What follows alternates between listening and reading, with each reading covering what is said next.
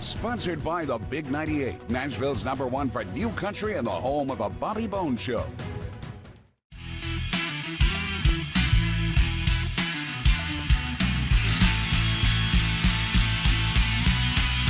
It's so good to be here. Back again. I know, and I can't believe it's already time for the Pilgrimage Fest to be back on. I know, we always just, when the dust settles after the festival, we're like, okay, we got a whole year, and then you blink your eyes and I'm back here with you. It's crazy, because I remember when you first launched this back in 2015, and it's like, you guys keep making this bigger and better Every year we want to bring something different, refine it, make it a little better. We learn more. We get a lot of feedback from the fans and the artists and, and the managers how to make it better. And this year we're really excited because we have the sidewalks going in and out of Franklin finish, so it's really going to be truly a pilgrimage of people walking and biking, and you can even canoe to the festival. The only North American festival that you can canoe to. That is crazy. Well, I know the first time I went down to check it all out, and it's right there in Franklin on the Harlan Farm. Harlansdale Farm, right across from the factory, right there on Franklin Road. And it's just such a beautiful and scenic area. But, explaining it to Kevin, I think, you can probably do it better than I can, to where you've got 5 stages, but it's not like any other music event I would compare it to, because you've got the food, you've got the culture, you've got the Americana, triangle. Sure. It's like, kind of talk about that. Well, I grew up in New Orleans, Louisiana, and me and my partners, we all went to Jazz Fest, and Jazz Fest is the big festival at the fairgrounds in New Orleans, Louisiana, and it was a celebration of all the great music of not only the Gulf Coast, but everywhere. It was multi-genre. It was also the best food, the best artisans, the best merchant, in a family-friendly atmosphere, and it's cool. And when I moved to Franklin at the end of 2010, very selfishly, I was like, I gotta bring something cool like that to where I live, and also share this amazing experience that I know people can have. And that was the genesis of Pilgrimage Festival in 2013. 2015, we had the first one. It's family-friendly, it's cool, challenging music, it's amazing food, amazing libations, and it's all about Middle Tennessee. Well, what I like too is that, with the tents and everything, you'll go around and there'll be like couches and chairs, and everybody's very laid back. And as you mentioned too, family friendly, to whereas a lot of concerts and things aren't. But you have a lot of families there, and particularly in Franklin, you've got, that culture of that already. It caters to Williamson County, to Davidson County. We have an area right in the center of the festival. It's called the Little Pilgrim Stage. And we have some of the best curated, we have one of the best curated children's stages in the country. A guy named Ralph Covert out of Chicago. He's a Grammy-winning children's performer. Brings artists from all over the country to perform on the Little Pilgrim Stage. And there's music lessons. There's a second line parade. If you don't know what that is, second line is what they do in New Orleans after funerals and stuff. It's a celebration of life, and you have kids, you have like brass horns and kids banging stuff. And of course the things like face painting and all that kind of stuff, you always see at a children's area, but it's a next level. So we really wanted to check all the boxes of something that fit this area, and we've really been rewarded by increasing ticket sales, which allows us to have a bigger festival and just make it better every year. Well, I'm always so surprised also, Kevin, to where not only the great headliners, but you're gonna have to talk about those, but also you and I were discussing before we came in the studio, to where it's a great way for people to be introduced to new music, new bands, new artists that maybe they didn't know before. The best festivals you go to because there's gonna be amazing music.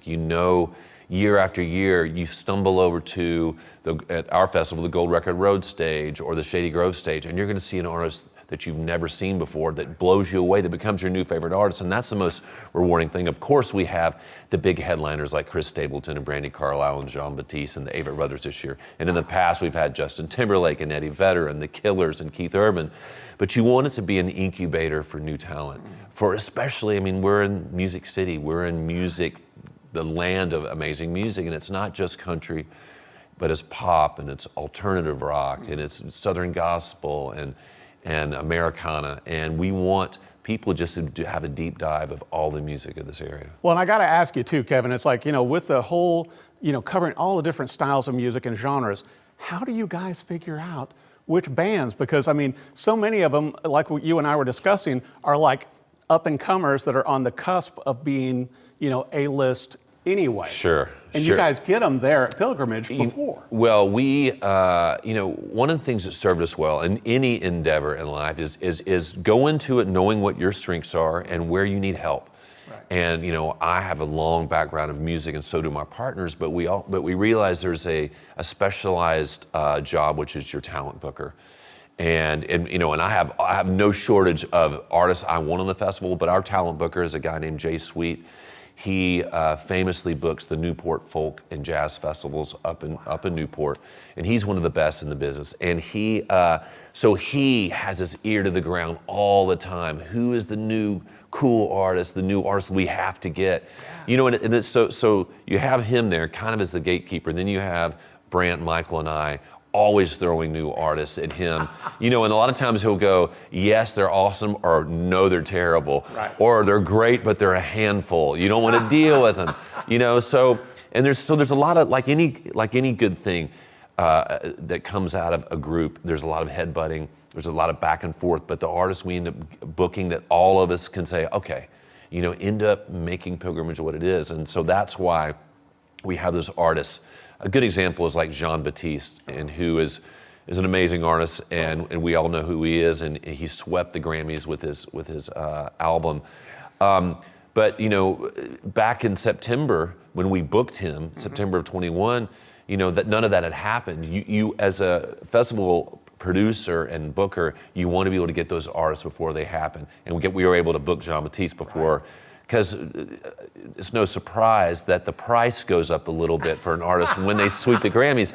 But look, back in 2015, we had Chris Stapleton. Right. When no one knew who he was.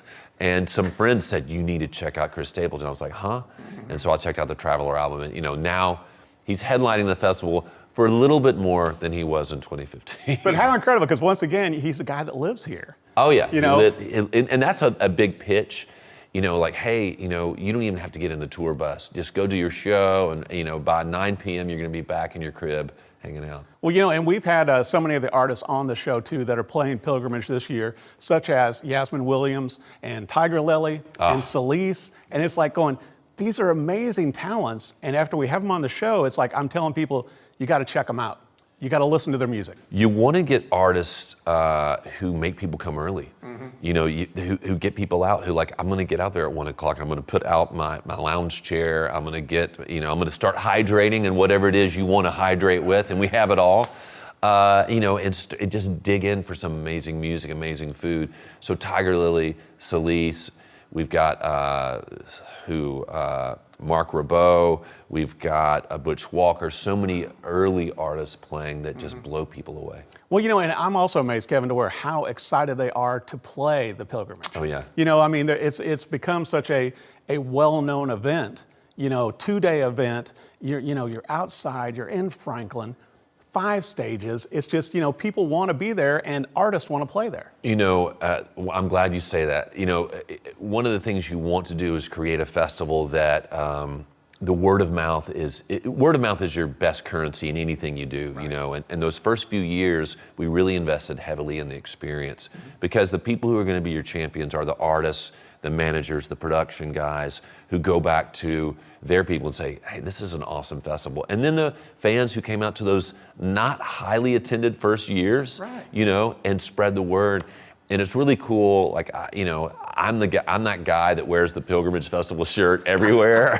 I'm like, sometimes to my wife, I'm like, God, I'm being kind of cheesy wearing. She's like, no, you got to promote it.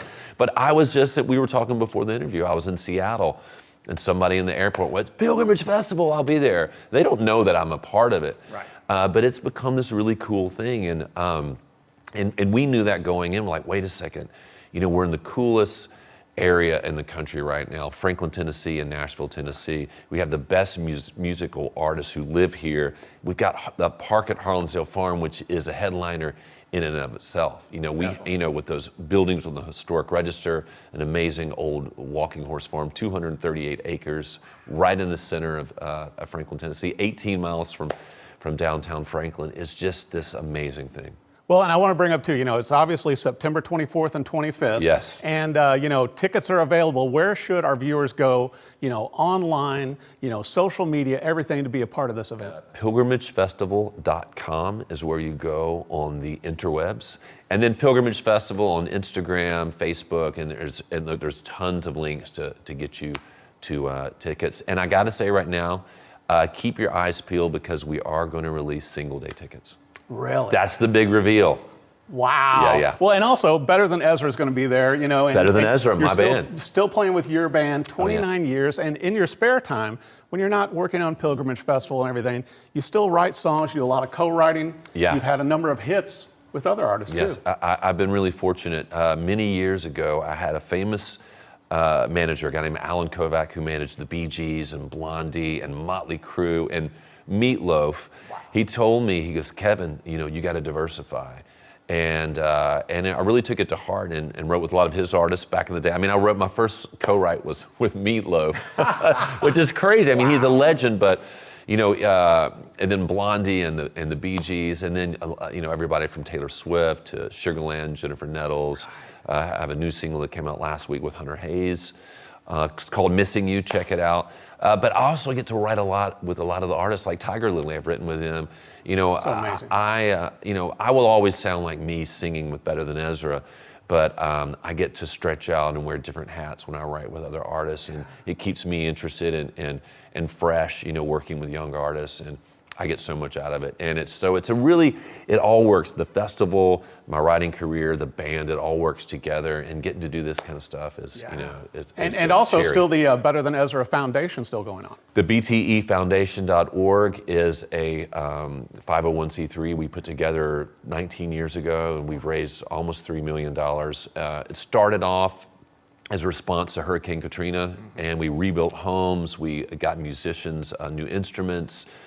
Since then, we have an after-school program at Bethune Elementary down in New Orleans. We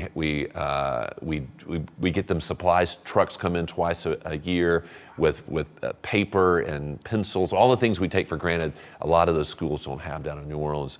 And then the foundation raised a lot of money, almost $250,000 during COVID. That went to Second Harvest Food Bank here and a lot of local things as well. Incredible stuff. Well, you're a busy guy.